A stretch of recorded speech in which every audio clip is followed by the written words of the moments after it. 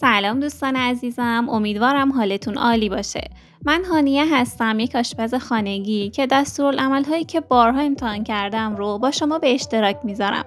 پس با خیال راحت همه دستورات رو درست کنید و لذت ببرید. با من همراه باشید تا بدون تخم مرغ کلی دونات لقمه‌ای خوشمزه درست کنیم. احتیاج داریم به یک لیوان شیر ولرم که یک قاشق چایخوری سرصاف مخمر خشک رو بهش اضافه میکنیم. برای این دستور احتیاج داریم به 6 قاشق غذاخوری شکر که یک قاشق چایخوریش رو الان به مخمر اضافه میکنیم و همه رو با هم ترکیب میکنیم. 1-2 دقیقه ترکیبشون میکنیم تا کامل مخمر توی شیر حل بشه. دمای شیر باید طوری باشه که وقتی انگشتتون رو داخلش تکون میدین گرماش رو حس کنید اما انگشتتون نسوزه. بعد از 1-2 دقیقه هم زدن، حالا بقیه شکر رو به همراه 5 قاشق غذاخوری روغن مایع و نصف قاشق مرباخوری بیکینگ پودر اضافه میکنیم و دوباره کمی هم میزنیم تا اینا با هم ترکیب بشن. لطفاً کانال رو سابسکرایب کنید و حتما زنگوله رو فعال کنید تا اولین نفری باشید که آموزش های جدید رو دریافت میکنه. حالا میریم سراغ آردهامون. 3 لیوان آرد داریم که کم کم اونها رو به مایعات اضافه میکنیم و ترکیب میکنیم.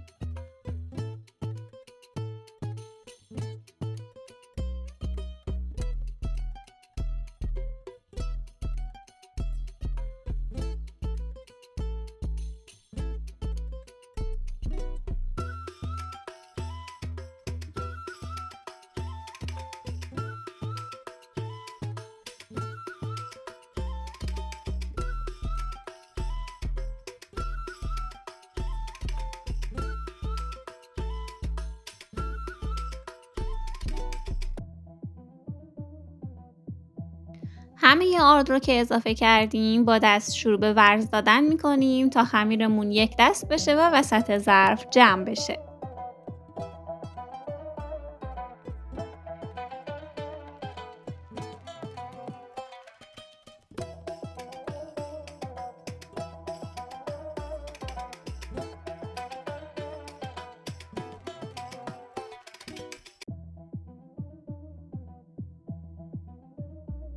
خمیرمون که به این شکل در اومد، حالا سطح کار رو خیلی کم آرد پاشی میکنیم.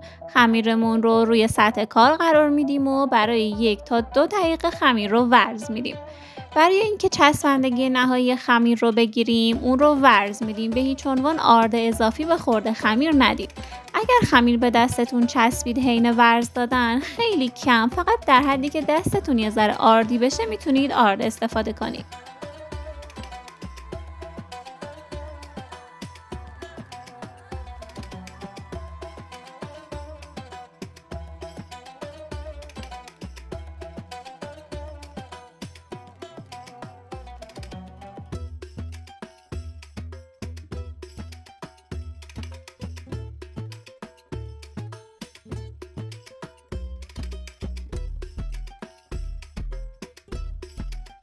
بعد از ورز دادن باید خمیرمون به این شکل در بیاد. یه خمیر نرم و لطیف که به دست تمیز هم نمیچسبه.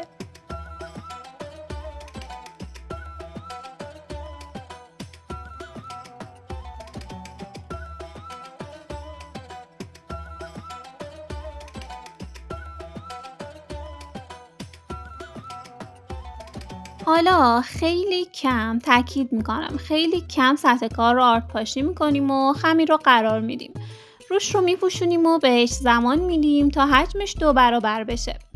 بسته به دمای جایی که خمیر رو استراحت میدید، زمان استراحت متفاوته. مثلا برای من توی محیط آشپزخونه بین 1.5 تا 2 ساعت طول کشید. و یه چیز دیگه این که برای استراحت روی خمیر رو زیاد نپوشونید یا کنار بخاری قرار ندید. شاید اینطوری سریعتر حجم بگیره و زمان استراحت کوتاه‌تر بشه، اما بعد از اون بو و طعم ترشی میگیره که خوب نیست. همینطور که دیدید قبل از اینکه بریم سراغ خمیرمون، روغن رو روی شعله کم گاز میذاریم تا داغ بشه. وقتی هم که میریم سراغ خمیرمون، در همین حد که دیدید در حد چند ثانیه ورز میدیم تا پفش گرفته بشه. بعد از اینکه پفش رو گرفتید بهتره که 10 تا 15 دقیقه بهش استراحت بدید که راحت خمیرتون پهن بشه. بعد هم خمیر رو به قطر 1 سانت پهن می‌کنیم. حالا با استفاده از یه قالب گرد که میتونه انتهای یه ماسوره بزرگ باشه خمیرمون رو قالب میزنیم.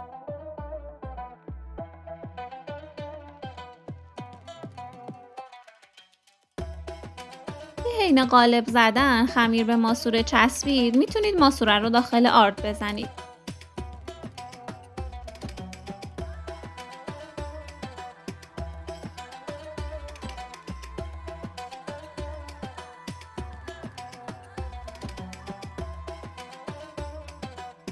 اضافات خمیر رو هم جمع می‌کنیم و کنار می‌ذاریم که بعد از اینکه دوناتامون رو سرخ کردیم دوباره اون رو قالب بزنیم.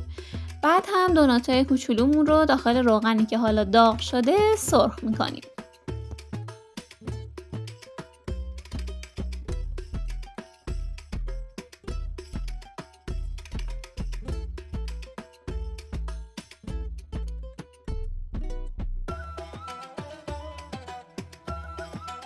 به همین راحتی کل دونات کوچولوی خوشگل خوشمزه دارید که میتونید در کنار خانواده و عزیزانتون حسابی از خوردنش لذت ببرید.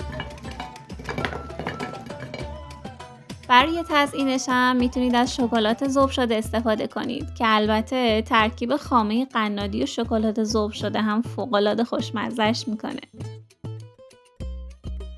امیدوارم که این آموزش را دوست داشته باشید. لحظاتتون خوش. خدا نگهدار.